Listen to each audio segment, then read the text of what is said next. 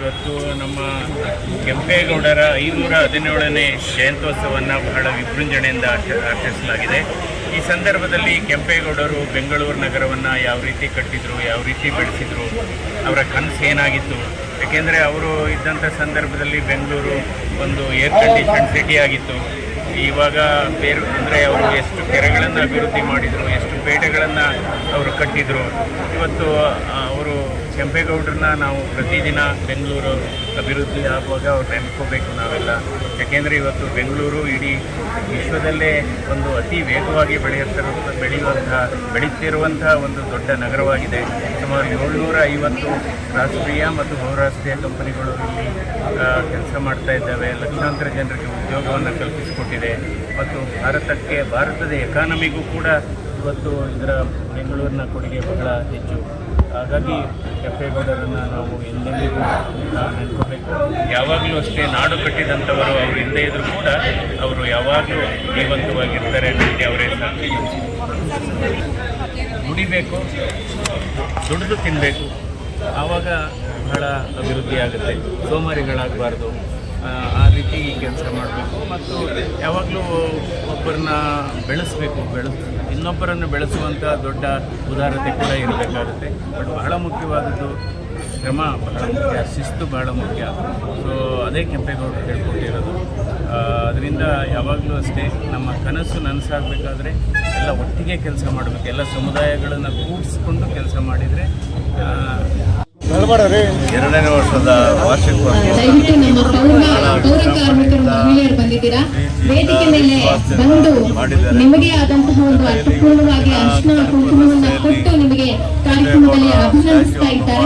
ದಯವಿಟ್ಟು ಬನ್ನಿ ನಮ್ಮ ಪೌರ ಕಾರ್ಮಿಕರು ಅಂತ ಹೇಳಿ ಮಹಿಳೆಯರು ದಯವಿಟ್ಟು ವೇದಿಕೆ ಮೇಲೆ ಬರಬೇಕು.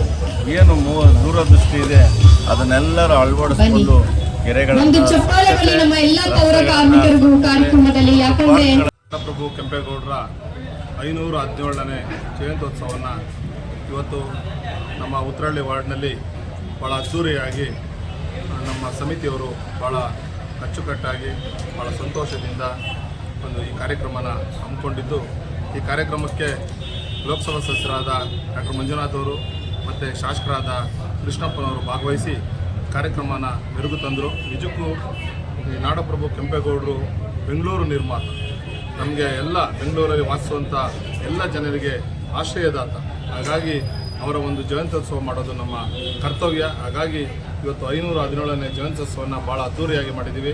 ನಿಜಕ್ಕೂ ಸ್ವರ್ಗದಲ್ಲಿರುವಂಥ ಕೆಂಪೇಗೌಡರಿಗೆ ಒಂದು ಒಳ್ಳೆಯದಾಗಲಿ ಅಂತಲೂ ಸಹ ಹೇಳ್ತಾ, ಎಲ್ಲರೂ ನಮ್ಮ ಬೆಂಗಳೂರು ವಾಸ ಮಾಡುವಂಥ ಎಲ್ಲ ಜನರು ದಿನಕ್ಕೊಂದು ಬಾರಿ ಅವ್ರನ್ನ ಜ್ಞಾಪಿಸ್ಕೊಂಡು ವಾಸ ಮಾಡಿ ಅಂತ ಈ ಮೂಲಕ ಹೇಳ್ತಾ ನನ್ನ ಮಾತನ್ನು ಮುಗಿಸ್ತೀನಿ.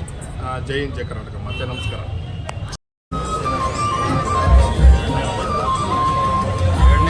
ಈಗ ಗಾಯಕರಿಗೆ ನೆಚ್ಚಿನ ಗಾಯಕರು ರಘುನಾಥ್ ರೆಡ್ಡಿ ಅವರು ಹಾಗೆ ಮಹಿಳಾ ಗಾಯಕರು ದಯವಿಟ್ಟು ವೇದಿಕೆ ಮೇಲೆ ಬರಬೇಕು.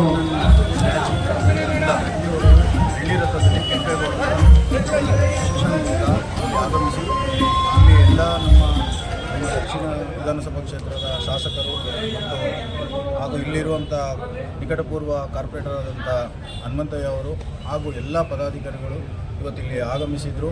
ಇದು ಕೇವಲ ಕಾರ್ಯಕ್ರಮ ಮಾತ್ರ ಅಲ್ಲ, ಇವತ್ತು ನಿಮಗೆಲ್ಲ ಗೊತ್ತಿದೆ ಶ್ರೀ ನಾಡಪ್ರಭು ಕೆಂಪೇಗೌಡರು ನಮಗೆಲ್ಲ ಹಾಕೊಟ್ಟಿರುವಂಥ, ಅವರು ನಡೆದು ಬೆಂಗಳೂರನ್ನು ಕಟ್ಟಿರುವಂಥ ನಮ್ಮ ಎಲ್ಲ ಜಾತಿ ಎಲ್ಲ ವರ್ಗದವ್ರಿಗೂ ಏನು ಒಂದು ಪೇಟೆಗಳನ್ನು ಕಟ್ಟಿ ಮಾರ್ಗದರ್ಶಕರಾದರು. ಅದೇ